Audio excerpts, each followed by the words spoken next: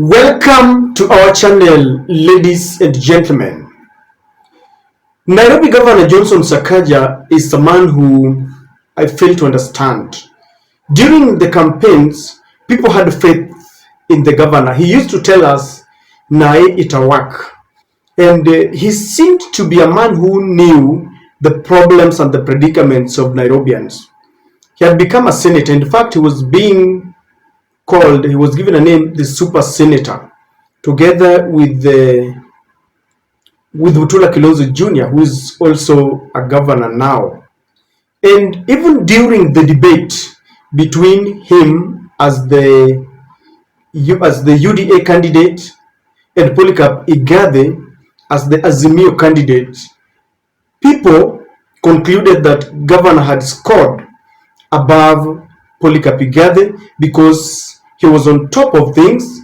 He looked as a man who wanted to take personal responsibility for everything that would happen under his regime.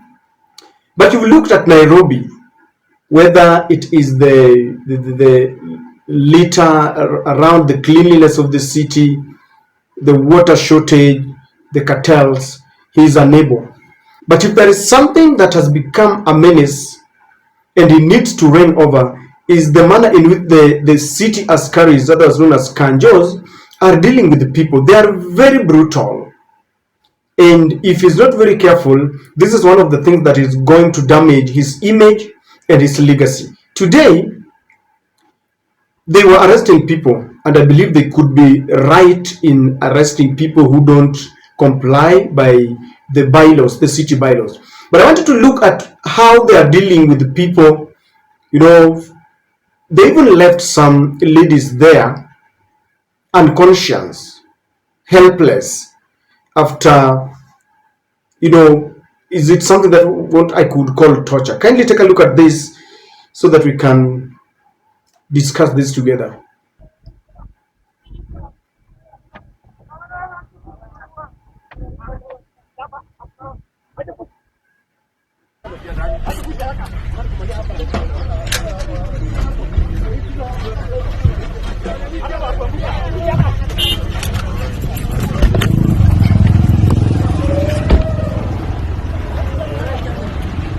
Lakini kwa nini mnatumianga force mingi hivyo? Wewe, kwa nini mnatumia force mingi? Wewe, uni Omondi niangalie. Kwa nini mnatumianga force mingi hivyo kwa Kenya wana nini? Wewe unaitwa nani? Wewe unaitwa nani? Unaitwa nani? Ken. Unaitwa Ken. Sema jina lako na. Sema haya sawa. Mbaya sana. Angalia tabia. Angalia yule. Angalia yule mwingine uko na pesa. Amefanywaje? Wewe umefanyika nini? Wamefeli wote. Wamefeli. Ah? Mwingine hapa anafeli mara moja. Ah? Wewe unaitwa nani? Sasa wamemwacha hapa kama amefeli. Wewe mwingine ako wapi? Huyo anaitwa nani? Wewe unaitwa nani? Mary sasa. Amka Mary. Amka uniongeleshe. Nini umefanyika? Mary umefanya nini? Ha? Ha? Umefanya nini?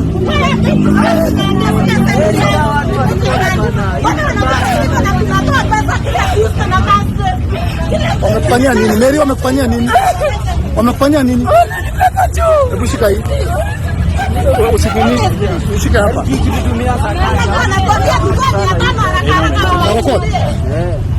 Johnson Sakaja. Johnson Sakaja. Amka hapa juu. Amka juu. Johnson Sakaja. Johnson Sakaja. Johnson Sakaja. Nimekuita mara 5. This is what you're doing to our mothers. So that is how they deal with the people. But I want us to deal with the first part of reasoning and argument, where people would even say that this was stage managed. You have watched it just the same way I've watched it. It is trending in social media.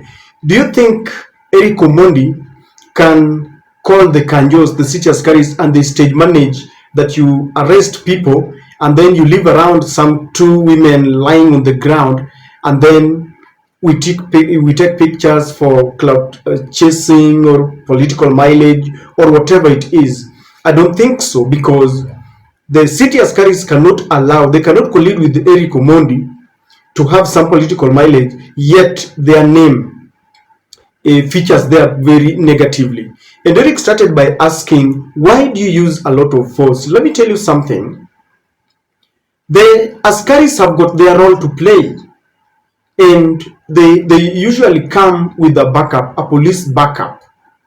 And one thing, if you are found culpable, I understand that you need to cooperate. But if you look at the situation, there was no anyone who was violent.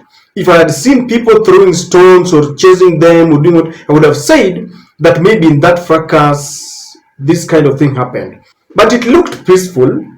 I never saw anyone trying to resist arrest, because in the process of resisting arrest, or if their lives are in danger, then you'd imagine that they can increase some amount of force. This is not the first time we get videos of the city askaris, manhandling people. Do they go for training? Because the last time I checked, before you are deployed as a city askari, you must be trained on how to handle people. You cannot be using violence every other day. Number two, those ladies are never physically fit to handle those city askaris. If they had been some men, they would say that maybe they posed some physical, challenge to the askaris. But the women, as you can see, those are young women. I don't think they could even beat a city askari. And so it is that serious, because what if there was no one recording? I want you to imagine if there was no one recording. Of course, we see them lying down, and one might say that maybe they were exaggerating. But what would have happened if these people were not being captured? It would be something else. The stories about the city askaris in Nairobi and in the major cities is one that we would not want to hear. They usually leave their victims paralyzed, maimed, and it's not good.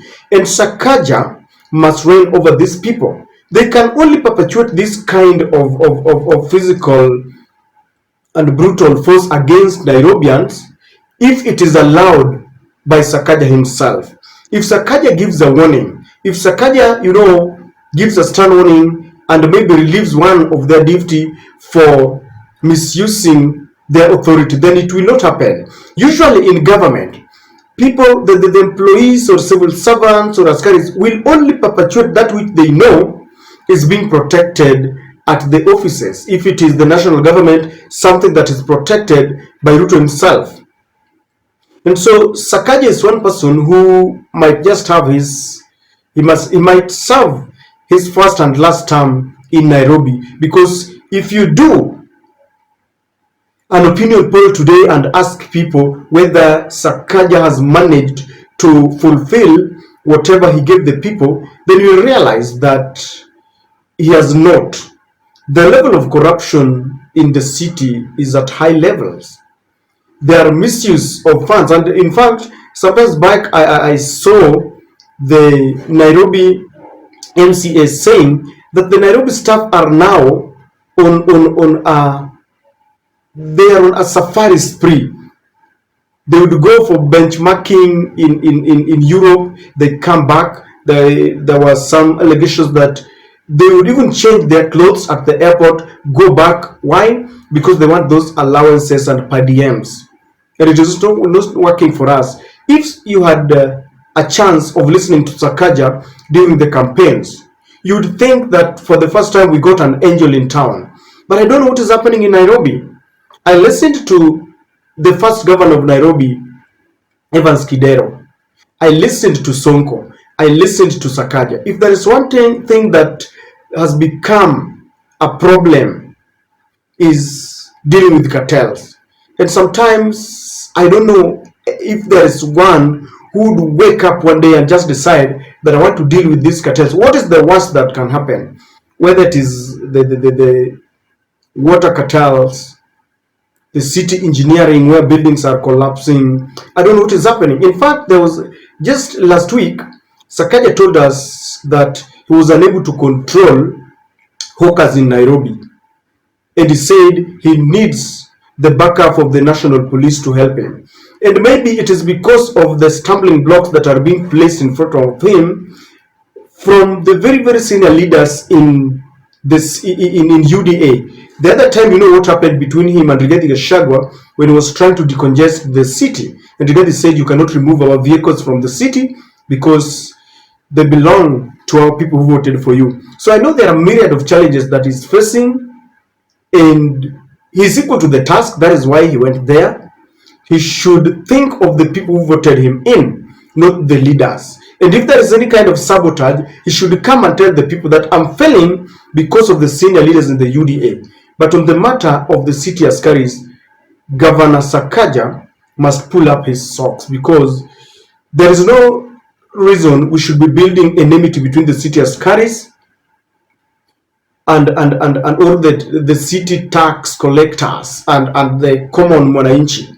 Because when you do that, tension will be building. I've seen cases where they're being beaten, because when they start like this, then you know what will happen, and it's not good. But the last thing, we all need to cooperate with them, so that when they come, those who pay maybe weekly, if you have, you should give them, and there should be a working relationship, so that today they come. Because I've seen situation where umefungua biashara yako sahi, ulikuwa umeenda maybe pale Gikomba, umeenda kununua nguo, ulikuwa umeenda kununua vitu vyako, unakuja kuuza, unafungua pap, they are there. You tell them piga raundi kidogo rudi. You can try and collect from others, then you will come back. At least I get time to sell maybe one or two, then I will get money to pay. They don't listen. I think we need a working relationship. We are all human beings. We are all Kenyans, and we are together in this. They should not be coming with a mentality that they should be using brutal force.